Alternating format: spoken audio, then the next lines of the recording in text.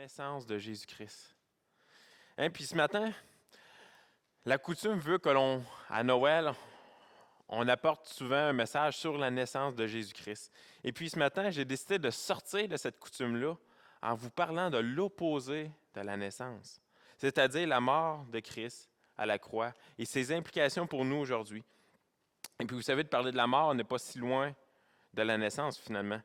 Et puis de vous parler de la mort de Christ ce matin, c'est l'objectif de vous parler du but de la naissance de Christ à Bethléem. La mort de Christ était le but ultime de la naissance. Ce n'était pas le seul but, mais c'était le but ultime de la naissance de Christ. Et puis vous savez, dans quelques jours, on va célébrer la fête de Noël. On est quoi aujourd'hui, le 20? 21? 20? Alors dans 5 jours. Et puis la fête de Noël, c'est plus la même fête qu'il y a autrefois. Autrefois, c'était plus tourné vers la fête de la naissance de Jésus-Christ. Aujourd'hui, du côté séculier, dans notre monde, dans notre culture, c'est rendu plutôt une fête commerciale où c'est des temps de famille, c'est des temps où on se donne des cadeaux. Et puis, il est très difficile aujourd'hui, en 2015, de passer aux côtés de cette fête-là sans d'être réellement impliqué. En 2015, n'a plus à faire de cadeaux? On a tous un cadeau au moins à faire, que ce soit un collègue, que ce soit un ami, que ce soit un membre de la famille, à votre conjoint. Et je dirais donc qu'un fort pourcentage de la population québécoise qui est touchée de loin ou de près par cette fête. Et puis, dernièrement, j'étais curieux, puis j'ai regardé sur Internet. Je voulais voir à quel point cette fête-là est rendue commerciale aujourd'hui en regardant le montant que les Québécois prévoyaient dépenser aujourd'hui, cette année en 2015, pour la fête de Noël. Et puis, c'est un sondage qui a été fait par TVA Nouvelles. Et donc, selon vous, la somme de tous les cadeaux que les Québécois dépensent nous donne un montant de combien? Tous les Québécois assemblés ensemble. Un petit peu plus. On monte un petit peu. On va rajouter des zéros. 5 milliards? Ouais, là, tu exagères un peu. Tu défais mon punch. Mon punch était 2,33 milliards de dollars. Mais seulement pour les Québécois. C'est un montant qui est énorme. Hein? Et puis, pourquoi je vous parle de cela ce matin? Certainement pas pour vous faire sentir coupable de mettre de l'argent dans des cadeaux. Moi-même et ma femme, on s'assied chaque année pour établir un budget, pour savoir comment on va débourser en cadeaux. Je vous introduis à cela pour vous dire que peu importe le cadeau que vous allez recevoir cette année, peu importe si vous receviez tous les cadeaux que les Québécois vont faire d'un total de 2,33 milliards de dollars, il y a un plus grand cadeau qui vous a été offert de la valeur d'un sacrifice volontaire par amour. Et puis ce matin, j'aimerais qu'on regarde un passage qui est Romains 5, les versets 6 à 11. On va regarder plus en détail ces passages-là. Et juste avant, on va prier. Seigneur Dieu, on veut te remercier pour cette belle matinée que tu nous donnes. Merci, Seigneur, de ta venue sur terre. Seigneur, ta venue sur terre a de grandes implications pour nous aujourd'hui. En fait, sans ta venue, on ne serait pratiquement pas là aujourd'hui. Sans ta venue, Seigneur, on n'aurait pas eu ce cadeau qui a été payé à un si grand prix. Et on te prie, Seigneur, qu'on puisse partir ce matin sans être indifférent face à ta parole, mais que tu puisses venir toucher notre cœur.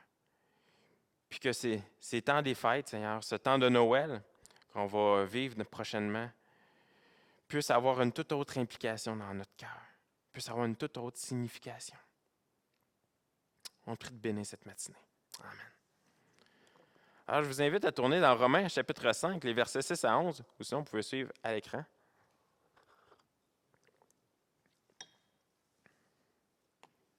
Car lorsque nous étions encore sans force, Christ, au temps marqué, est mort pour des impies. À peine mourrait-on pour un juste, quelqu'un peut-être mourrait-il pour un homme de bien.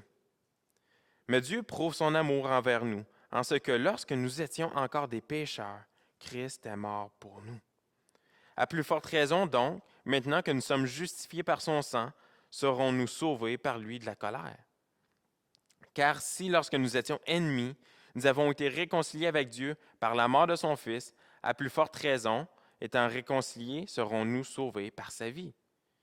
Et non seulement cela, mais encore nous nous glorifions en Dieu par notre Seigneur Jésus-Christ, par qui maintenant nous avons obtenu la réconciliation. Et donc, dans les versets 6 à 8, on voit l'amour de Dieu. Et qu'est-ce que l'amour de nos jours? Parce que je remarque que la signification de l'amour, pour chacun d'entre nous, ça peut être différent. C'est différent de l'il y a 50 ans, différent de l'il y a 100 ans et différent de l'il y a 2000 ans. Et donc, pour certains, lorsqu'on dit l'amour, ça signifie... Il va pas vite. Ça signifie relation sexuelle. Pour d'autres, lorsqu'on dit qu'est-ce qui signifie l'amour, ça signifie être aimé pour être aimé en retour. Pour d'autres, ça signifie aimer jusqu'à ce que ça ne marche plus. Puis, vous savez, ça, je suis confronté souvent avec ça dans mon travail. Je travaille avec des collègues qui ne sont pas croyants. Puis, c'est souvent cette mentalité-là, aimer jusqu'à ce que ça ne marche plus. Hein, on consomme, on achète un DVD à la maison, il ne fonctionne plus, on le jette au lieu de le faire réparer. C'est la même chose avec les couples aujourd'hui. Au lieu de faire réparer, d'aller voir de la relation d'aide pour essayer de reconstruire le couple, on jette, on recommence. Pour d'autres, l'amour signifie seulement quand je ressens l'émotion. Pour d'autres encore, signifie demeurer fidèle, peu importe les circonstances, l'émotion. Et je crois qu'ici, on se rapproche de plus en plus d'une définition de l'amour qui est biblique. Et puis ce passage de Romains nous parle d'un amour auquel on n'est pas habitué. Paul, dans Romains, ici, dans ces passages-là, nous parle d'un amour qui est sacrificiel. Un amour tellement fort, un amour tellement profond qui va pousser la personne au sacrifice.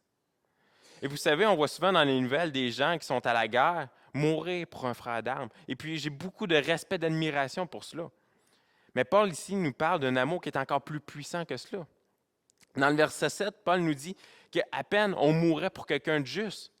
Donc ça prenait beaucoup de courage de mourir pour quelqu'un de bien, pour quelqu'un qu'on mourrait.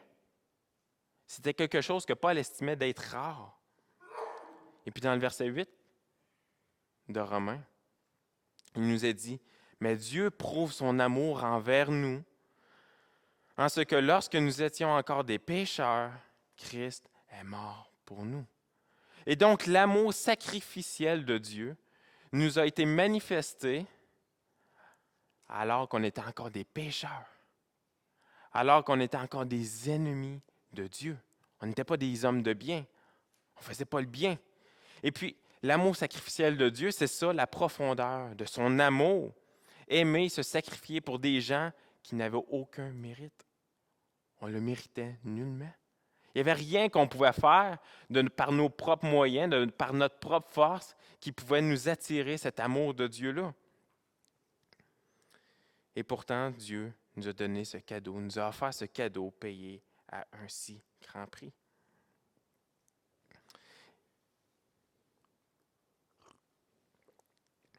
Et puis dans les versets 6 et 8 qu'on a lus tout à l'heure, on voyait que ces deux passages-là couvrent la mort de Jésus-Christ. Mais les deux répondent à deux questions différentes. Le verset 6 nous rappelle à quel point qu'on ne pouvait rien faire pour mériter ce cadeau-là. Dans le verset 6, il nous dit « Car lorsque nous étions encore sans force, Christ, au temps marqué, est mort pour des impies. » Ça veut donc dire qu'on était sans force, ou littéralement, il veut dire impuissant. Christ est mort pour des impies, des gens qui méprisent les choses de Dieu.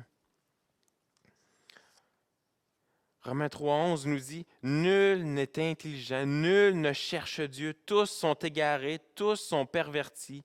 Il n'en est aucun qui fasse le bien, pas même un seul. » Et ce passage nous rappelle encore une fois à quel point que si nous sommes aujourd'hui enfants de Dieu, ce n'est pas par notre propre force, ce n'est pas par notre propre volonté.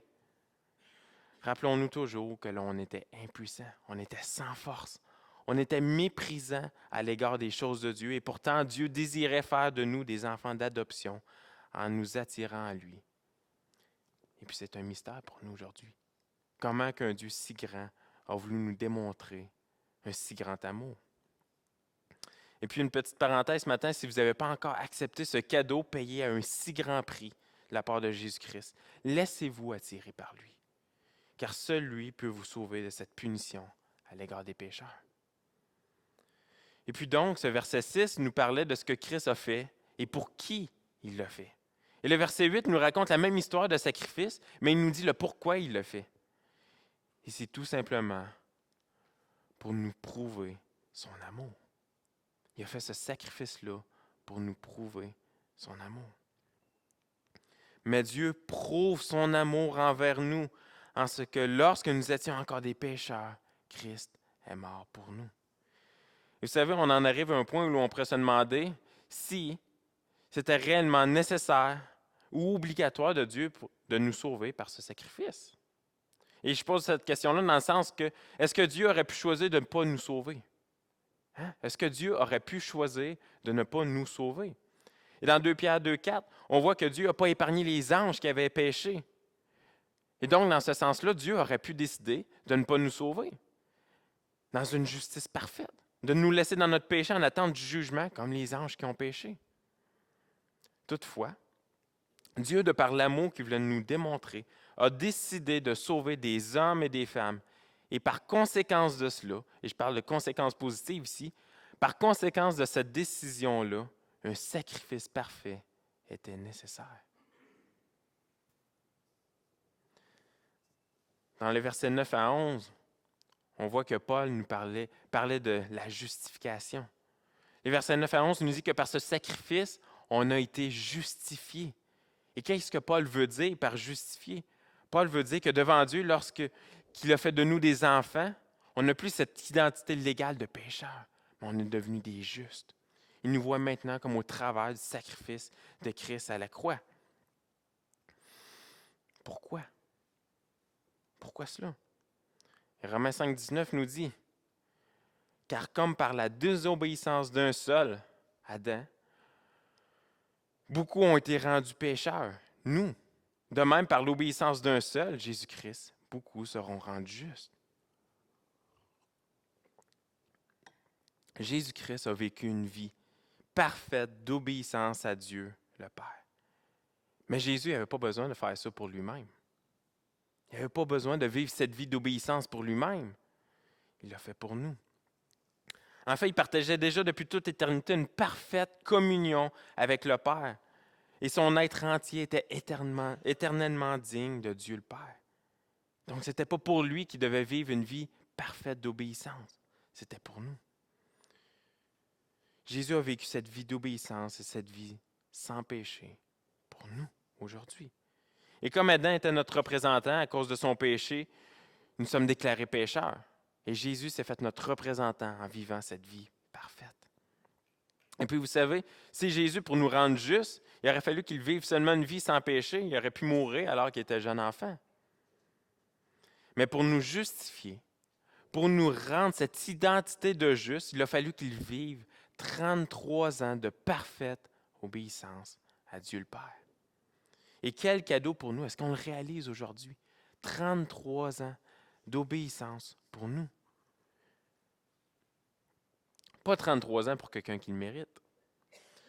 C'est pas comme si je travaille moi-même pendant 33 ans pour, en bout de compte, payer un voyage autour du monde à ma femme parce que probablement qu'elle le mérite. Elle mériterait plus que ça. 33 ans pour déclarer juste des injustes. 33 ans pour nous faire passer d'ennemis à enfants de Dieu. 33 ans pour nous réconcilier avec Dieu parce que nous devions faire face à la colère de Dieu à cause de notre péché. Et donc, jusqu'à maintenant, on a vu comment Jésus a payé le prix élevé pour nous offrir un cadeau inestimable. On a vu comment son amour par sacrifice déversé sur nous malgré le fait qu'on ne méritait pas du tout. On a vu qu'il avait le choix de ne pas nous offrir ce cadeau-là, mais que Dieu a décidé de le faire par amour. On a vu que Jésus a été obéissant et sans péché pendant 33 ans, et seulement pour nous. Et puis ce matin, on va terminer plus de bonne heure. C'est volontaire du fait que Bon, certains ont des dîners de Noël. Ce soir, on a un souper de Noël. Donc, le message ne sera pas extrêmement long ce matin. On va terminer un petit peu plus tôt. Mais avant de terminer, on va regarder à 4 différentes souffrances que Jésus-Christ a dû endurer afin de pouvoir nous offrir ce cadeau d'un sauveur qui pardonne nos péchés. Premièrement, on retrouve dans la parole la souffrance physique que Jésus-Christ a dû endurer pour nous. Dans les 33 ans de vie de Jésus, Jésus a éprouvé plusieurs souffrances physiques. On peut parler des 40 jours de jeûne dans le désert sans nourriture qu'on retrouve dans les évangiles. On peut parler des coups, des crachats en plein visage, alors que Jésus était devant la cour dans Matthieu 26. On peut également parler du fait qu'il a dû porter sa croix. Mais porter sa croix de façon littérale. Et encore une fois, qu'il a dû endurer les coups de fouet. Et vous savez, plus le temps de la croix approchait, plus les souffrances s'intensifiaient. On voit dans Matthieu 26, 38, que je vais vous mettre à l'écran, c'est dit, il prit avec lui Pierre et les 2 fils de Zébédée, et il commença à éprouver de la tristesse et des angoisses. Il leur dit alors, mon âme est triste jusqu'à la mort. Restez ici et veillez avec moi. Et puis finalement, il a dû endurer les souffrances physiques de la croix. Et puis vous savez, la mort par la crucifixion est considérée l'une des formes d'exécution les plus horribles inventées par l'homme. Un criminel qui était mis à la croix par les Romains était forcé de s'infliger une mort très lente, une mort par suffocation. Et puis différents spécialistes ont fait des études pour évaluer les souffrances que la croix infligeait. Et puis ce matin, je vais vous épargner ces études-là en vous disant simplement que la souffrance physique associée à la croix est considérée l'une des pires souffrances. Et le Seigneur Jésus l'a endurée pour nous. Cette souffrance physique faisait partie de la conséquence de la décision de Dieu de nous offrir ce cadeau. C'était le prix à payer que de vivre cette vie de souffrance, même les souffrances horribles de la croix. Ça faisait partie de la conséquence de la décision de Dieu de nous sauver. La souffrance de porter le péché du monde, ou on peut dire la souffrance psychologique. Dans Isaïe 53, le verset 6 et le verset 12 que vous avez à l'écran, il nous dit « Nous étions tous errants comme des brebis, chacun suivait sa propre voie, et l'Éternel a fait retomber sur lui l'iniquité de nous tous. C'est pourquoi je lui donnerai sa part avec les grands, verset 12. Il partagera le butin avec les puissants, parce qu'il s'est livré lui-même à la mort, et qu'il a été mis au nombre des malfaiteurs, parce qu'il a porté les péchés de beaucoup d'hommes, et qu'il a intercédé pour les coupables. » Et donc, plus horrible que la souffrance physique, il a dû supporter la souffrance qui est souvent invisible aux autres, qui est la souffrance psychologique, de supporter la honte de chacun de nos péchés. Dans notre propre expérience comme chrétien, comme enfant de Dieu, on sait c'est quoi de vivre avec l'angoisse, de vivre avec la honte quand on sait qu'on a commis un péché. Et le poids de cette honte est lourd sur notre cœur parce qu'on sait qu'on a attristé l'Esprit Saint qui habite en nous. Mais en contraste avec Jésus-Christ, il n'a pas supporté simplement qu'un ou 2 péchés. Mais au contraire, il a pris le péché du monde sur ses épaules, de tous ceux qui un jour deviendront ou deviendraient enfants de Dieu. Lui qui était parfaitement juste, parfaitement saint, s'est fait pécher pour payer à notre place. Et donc, on peut dire que cette souffrance psychologique faisait partie de la conséquence de la décision de Dieu de nous offrir ce cadeau.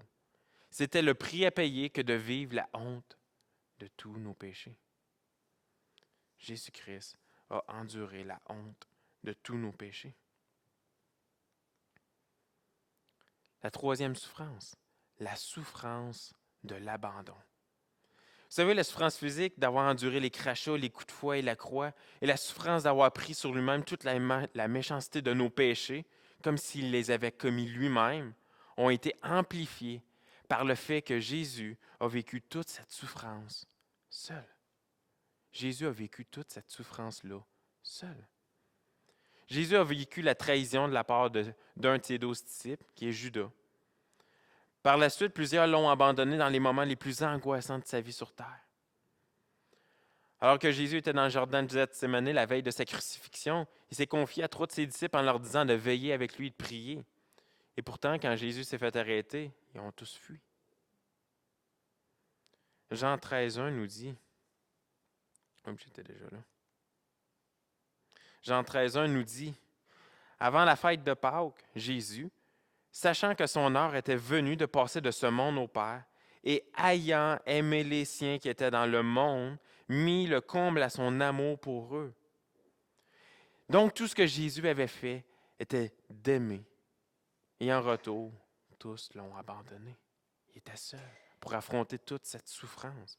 Et maintenant, pire que tout cet abandon de ses proches est le fait que Jésus a été privé, a été coupé de toute la proximité et communion parfaite qu'il avait avec le Père. Quand Jésus a crié dans Matthieu 27, 46, « mon Dieu, pourquoi m'as-tu abandonné? » Jésus était coupé de la parfaite communion avec le Père, duquel il puisait toute sa force et sa joie la plus profonde. Pendant que Jésus était sur la croix et qu'il portait nos péchés, il a été abandonné du Père et a fait face seul au poids des millions de péchés. Parce que nos péchés apportaient une rupture de communion avec Dieu. C'était le prix à payer. Et on peut donc dire que cette souffrance de l'abandon faisait partie de la conséquence de la décision de Dieu de nous offrir ce cadeau. C'est encore une fois le prix à payer que de vivre cet abandon du Père au moment où il en avait le plus besoin.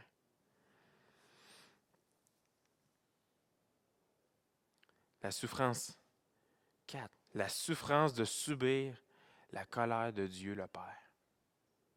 Vous savez, il peut paraître bizarre de dire que Dieu a déversé sa colère sur Christ à la croix. Certains pourraient dire comment un Dieu d'amour peut déverser de la colère sur son propre Fils. Le fait est que Dieu est parfaitement amour, mais il demeure parfaitement juste également. Et dans sa justice, sa colère vis-à-vis du péché devait être exercée de façon à ce que le prix du péché que l'on a commis et va commettre soit complètement pardonné. Et Romains 3, 25 qu'on a à l'écran dit « C'est lui que Dieu a destiné par son sang à être, pour ceux qui croiraient, victime propitiatoire, afin de montrer sa justice, parce qu'il avait laissé impunis les péchés commis auparavant au temps de sa patience, afin, dis-je, de montrer sa justice dans le temps présent de manière à être juste, tout en justifiant celui qui a la foi en Jésus. » Et qu'est-ce que ça veut dire propitiation? Aujourd'hui, ce n'est plus un terme qu'on utilise beaucoup. Ça veut simplement dire d'enlever de sur nous la colère de Dieu que nous méritions. Et on voit que c'est Jésus qui a fait ça dans 1 Jean 4, 10. Et donc, mettez-vous en tête une situation que quelqu'un s'est mis en colère contre vous. Peut-être lorsque vous étiez enfant, vous aviez un père ou une mère qui s'était mis en colère contre vous, ou dernièrement, peut-être votre patron au travail s'est mis en colère contre vous parce que vous aviez commis une erreur. Puis lorsque ça nous arrive, rappelez-vous à quel point que ça nous shake à l'intérieur, comment on est perturbé, on est rempli de honte, on tremble intérieurement. Maintenant, imaginez-vous la colère de Dieu, la colère du Dieu Tout-Puissant déversée sur vous qui a des simples humains. Et avec cela en tête, on peut saisir une parcelle mieux ce que Jésus a dû vivre à la croix lorsqu'il a crié « Mon Dieu, pourquoi m'as-tu abandonné? » Jésus, il savait la raison pour laquelle il était venu sur terre. Il savait pourquoi il était né à Bethléem. Il savait que le Père ne l'avait pas abandonné pour toujours. Mais dans son humanité, est-ce que Jésus savait de combien de temps il allait devoir endurer cela? Parce que ça n'a pas duré 1 minute, ça n'a pas duré 2 minutes, ça n'a pas duré 10 minutes. Heure après heure, on voit que la colère de Dieu se déversait sur lui parce qu'il était le sacrifice propitiatoire pour nous. Il portait la colère de Dieu que l'on méritait. En Jean 19, 30, on lit que Jésus a prononcé les mots « Tout est accompli ». Et à ce moment-là, Jésus venait d'accomplir littéralement le but ultime de sa naissance à Bethléem. Et le but ultime était de nous offrir ce cadeau. ce cadeau qui a été payé à un si grand prix. Et comme je vous ai dit, ce matin, on va terminer un petit peu plus tôt. On va terminer avec un chant également. J'inviterai le groupe tout de suite à monter pendant que je fais la conclusion.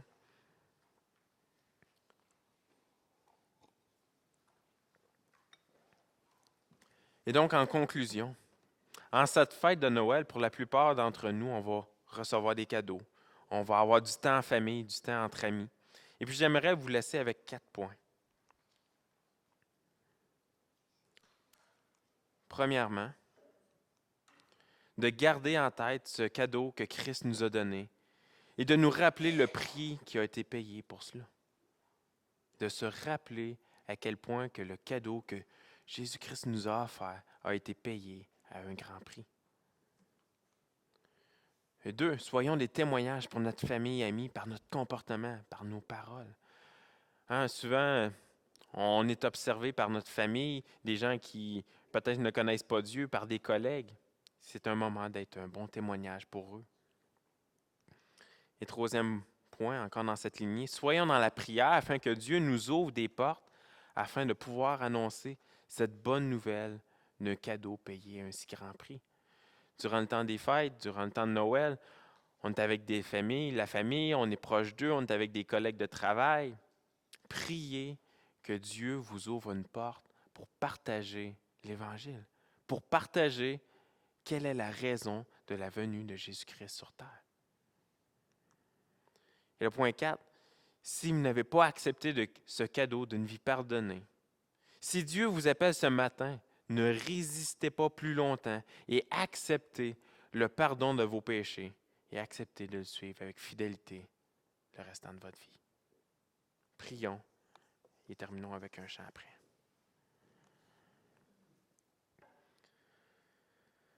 Ah Seigneur Dieu, c'est un mystère pour nous, tant d'amour déversé à notre égard, pour nous qui ne le méritaient nullement.